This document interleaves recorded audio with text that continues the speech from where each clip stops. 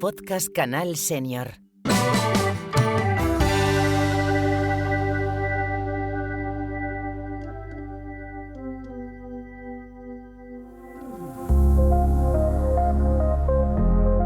Bienvenidos a este podcast de Canal Senior. Bueno, hoy tenemos por delante una exploración que creo que nos toca de cerca a todos, o al menos a quienes tienen familiares en esta etapa o están a punto de vivirla.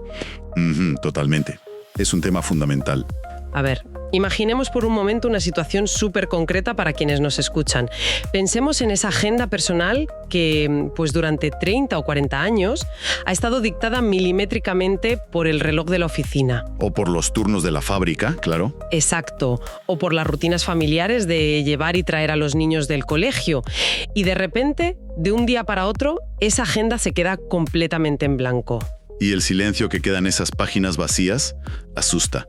Y asusta muchísimo. Madre mía, es que llega la jubilación y es un abismo. Siempre se nos ha vendido la tecnología como un elemento frío, ¿verdad? Como algo lleno de algoritmos incomprensibles y pantallas que nos aíslan. Pero nuestro análisis de hoy tiene una misión muy distinta. Sí, hoy venimos a darle la vuelta a esa idea. Eso es. Vamos a explorar cómo esos mismos dispositivos pueden ser en realidad el antídoto perfecto contra ese vacío. Porque tenemos sobre la mesa un conjunto de cursos y materiales súper interesantes sobre WhatsApp, Facebook, Nextdoor y Meetup. Es que partimos de un fenómeno sociológico que, rara vez nos paramos a analizar con la profundidad que merece. Durante nuestra etapa laboral, pues operamos con lo que los sociólogos llaman una red social por defecto. Una red que nos viene dada, digamos. Exactamente. O sea, no elegimos a nuestros compañeros de trabajo. Ni a los padres de los compañeros del colegio de nuestros hijos. Eso es. Pero la inercia del día a día nos obliga a interactuar con ellos constantemente. Esa estructura impuesta nos proporciona un roce social diario que es vital. Claro, te mantiene activo socialmente casi sin querer. Exacto. ¿Qué pasa al desaparecer esa rutina con la jubilación? Pues que el círculo social tiende a contraerse de una forma drástica. Y ojo, completamente natural. La inercia desaparece. Ya. Y si no se construye una estructura nueva de forma activa, la consecuencia directa y silenciosa es la sensación de soledad. Esa contracción de la que hablas es justo el punto de partida de los materiales que vamos a desgranar en esta inmersión. El objetivo de este análisis es entender la mecánica de cómo la tecnología se ha convertido en una infraestructura vital para la etapa senior. Y no para aislarnos en un sofá mirando una pantalla, sino para tender un puente. Un puente que permita mantener, recuperar y, lo que me parece más importante, crear nuevas relaciones humanas. Hay que poner esto en perspectiva histórica para entender su verdadera magnitud. Porque si uno se fija en generaciones anteriores, cuando llegaba la vejez y la movilidad física se reducía, o cuando los hijos se mudaban a otra ciudad, pues la distancia física era casi una condena. Era una condena inevitable al aislamiento, sí. El círculo se cerraba y no había herramientas accesibles para evitarlo. Pero hoy en día contamos con una ventaja evolutiva sin precedentes. Esa infraestructura invisible en nuestros bolsillos. Eso es. La pantalla del móvil no es un muro, sino un puente de peaje emocional muy bajo. Nos permite sortear la distancia geográfica e incluso las limitaciones de movilidad. Pues para empezar a cruzar ese puente, propongo que vayamos desde el núcleo más íntimo hacia afuera, el círculo de confianza absoluto, que es la familia y los amigos de toda la vida. Me parece el lugar lógico por donde empezar. Aquí, el material sobre el curso de WhatsApp para principiantes es la piedra angular. Y me llama la atención porque tendemos a pensar en WhatsApp simplemente como una máquina de escribir moderna. Una forma de mandar un texto rápido y ya está. Claro, pero si analizamos cómo moldea las relaciones familiares, es muchísimo más que eso. Es como, a ver si te gusta esta analogía, es como la versión digital de la puerta del frigorífico llena de fotos. Sí, totalmente. O esa gran mesa de la cocina de los domingos donde todos hablan a la vez, el grupo de la familia es eso. La analogía de la cocina es perfecta porque WhatsApp recrea precisamente eso. Un espacio de presencia continua, aunque sea asíncrona. Y aquí es donde la psicología de la herramienta se vuelve fascinante. A ver, cuéntame más sobre eso. Porque no se trata solo de enviar un texto diciendo que uno está bien. Se trata de los mensajes de voz. A nivel neurológico, leer un texto plano activa unas áreas del cerebro muy concretas, las relacionadas con el procesamiento del lenguaje. Pero escuchar el timbre de voz de una hija, con sus pausas, sus risas de fondo o incluso su tono de cansancio tras el trabajo. Eso es otra cosa completamente distinta. Claro, eso activa directamente los centros emocionales del cerebro, como la amígdala. Esa resonancia emocional transmite una calidez y una información sobre el estado de ánimo que el texto jamás podrá igualar. Entiendo perfectamente el impacto neurológico de escuchar esa voz. Pero vamos a poner los pies en la tierra un momento. A ver. Recibir una ráfaga de fotos de los nietos o ver cómo cambian semana a semana por videollamada genera una ilusión tremenda, eso por descontado. Pero la realidad práctica es que enfrentarse a esa pantalla de buenas a primeras genera un rechazo enorme en muchas personas. Es un rechazo muy real, sí. Hay un miedo tangible a tocar un botón equivocado y literalmente tener la sensación de romper el aparato o borrar años de recuerdos. Yo te pregunto, ¿puede realmente una videollamada sustituir el contacto cara a cara? ¿Y cómo pasamos de ese miedo paralizante a disfrutar de esa conexión? A ver, respondiendo a lo primero, no sustituye el contacto físico ni el calor de un abrazo, por supuesto que no. Su función real es rellenar los enormes silencios que a veces se producen entre las visitas presenciales. Mantener el vínculo vivo, digamos. Exacto. Lo mantiene caliente para que cuando llegue ese abrazo físico no haya distancia emocional que recuperar. Y respecto a cómo superar el miedo, pues abordando la raíz del problema. ¿Que no es la edad? Para nada. No es la falta de capacidad, sino la falta de un modelo mental. Cuando uno aprende a conducir, tiene un modelo mental físico, ¿verdad? El volante gira las ruedas, el freno detiene el coche. Se ve, se toca.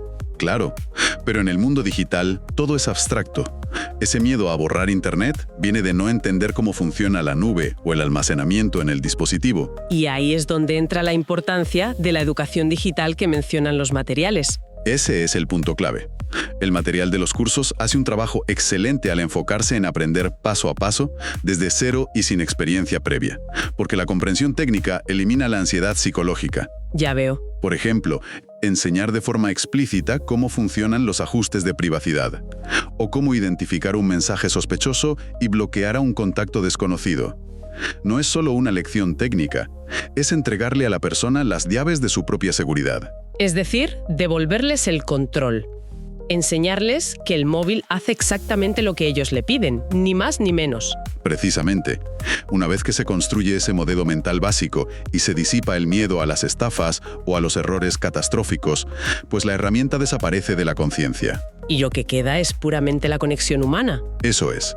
La videollamada deja de ser un acto de usar tecnología y pasa a ser simplemente el acto de ver a mi nieto. Vale, vamos a desgranar esto un poco más porque consolidamos entonces ese círculo íntimo, aprendemos a usar WhatsApp, blindamos nuestra privacidad y mantenemos a la familia cerca. Pero claro, aquí surge la siguiente necesidad vital en esta etapa. ¿Qué pasa con las personas que se quedaron por el camino hace 20 años? Antiguos compañeros, vecinos de otra ciudad. Exacto. O ¿qué ocurre cuando uno quiere hablar de su pasión por, no sé, la jardinería de bonsáis, pero en su familia a nadie le interesa en absoluto? Suele pasar. Aquí pasamos de la mensajería privada a la inmensidad de la plaza pública digital. Y eso nos lleva directamente a explorar Facebook, según el material que tenemos. Es un salto conceptual tremendo. Porque pasamos de un entorno cerrado, donde solo interactuamos con quienes ya tenemos en la agenda del teléfono, a un espacio abierto, un espacio diseñado algorítmicamente para el descubrimiento. Que se dice pronto. El curso sobre cómo dominar Facebook desde cero aborda lo básico, la creación del perfil, la publicación de estados y vídeos. Pero lo fascinante aquí, el verdadero tesoro sociológico de esta plataforma para la etapa senior, reside en los grupos de interés y las páginas temáticas. Esa capacidad de encontrar tu propia tribu, independientemente de dónde vivas. Exactamente. Pero espera, porque aquí es fundamental hacer una pausa y plantear una duda razonable. Y creo que es una inquietud muy común para quienes nos escuchan. Adelante. Entiendo la teoría de la tribu y lo bonito de recuperar el contacto con los del instituto, pero la realidad es que abrir Facebook hoy en día asusta. Las redes sociales parecen abrumadoras al principio, un terreno lleno de ruido. Totalmente comprensible. Da vértigo exponerse. No es normal sentir desconfianza ante tanta noticia falsa, tanta polarización. ¿Y ese escaparate público? Es una reacción de supervivencia totalmente lógica. Si entras en una inmensa plaza pública y resulta que todo el mundo está gritando a la vez, lo normal es querer salir corriendo de ahí. Claro, apagar el ordenador y a otra cosa. Pero el error común es pensar que Facebook es como la televisión, un canal que uno enciende y consume pasivamente lo que le echen. La tecnología es como cualquier otra herramienta. El conocimiento elimina el miedo. Hay que aprender a filtrar. Hay que entender cómo funciona la curación de contenidos. Imagina que la privacidad en redes sociales es como ser el portero de tu propio edificio.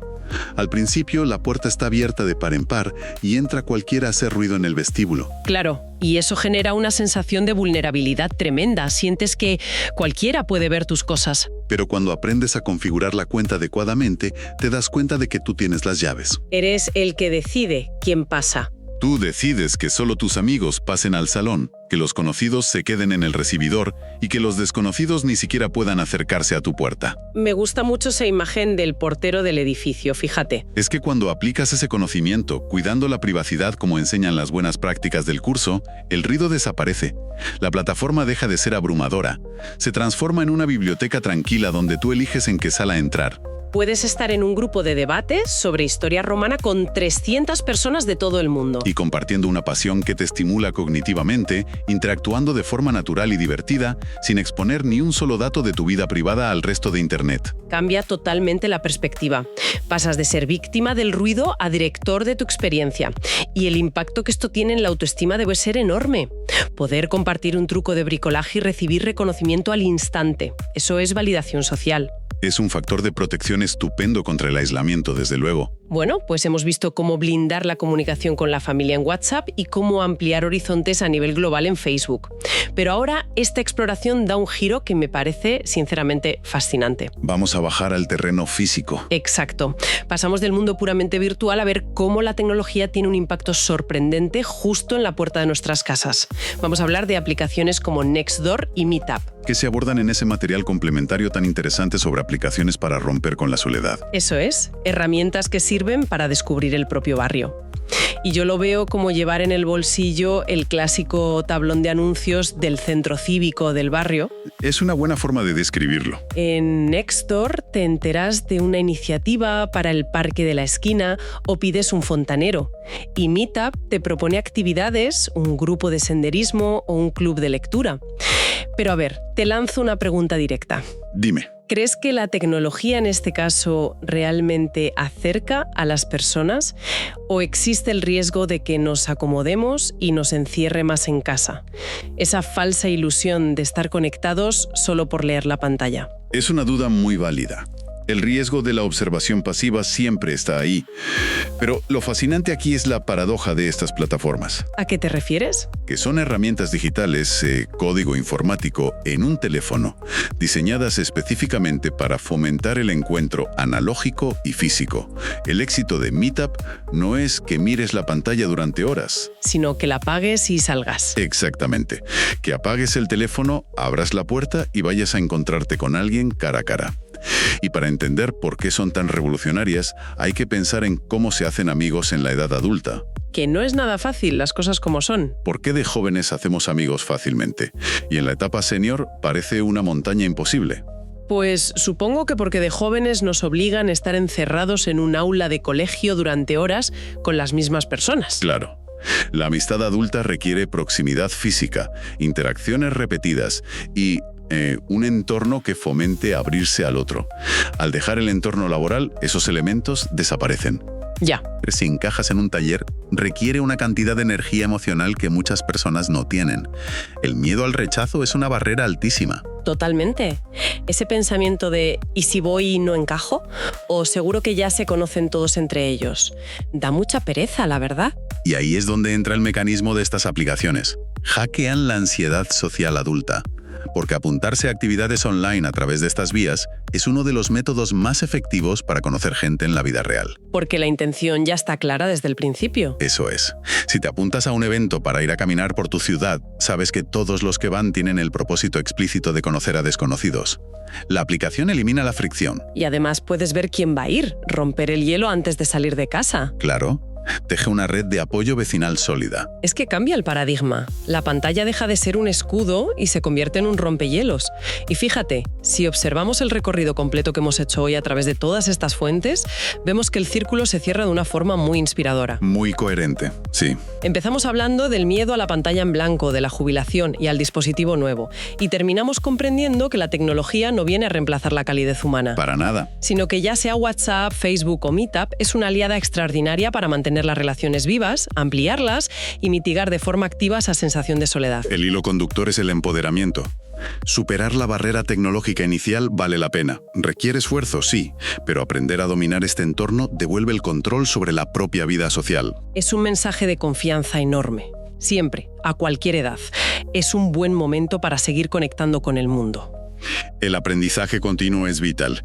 Y de hecho, para poner el broche a nuestra exploración de hoy, me gustaría dejar a quienes nos escuchan con una reflexión final. Un pensamiento provocador. A ver, sorpréndenos. Hemos analizado cómo usamos aplicaciones para redescubrir nuestros propios barrios y digitalizar nuestras comunidades físicas.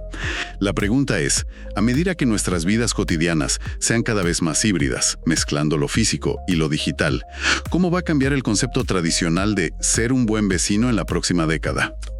Qué buena pregunta. ¿Será un buen vecino quien te riega las plantas cuando te vas de vacaciones? ¿O será aquel que avisa rápidamente por la aplicación de que hay un corte de agua en la calle? ¿O tendrán que ser obligatoriamente ambas cosas? Madre mía, pues es un concepto interesantísimo sobre el que reflexionar hasta nuestra próxima inmersión.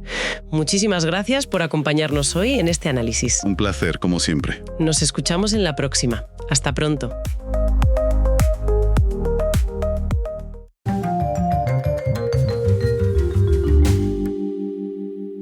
Podcast Canal Senior.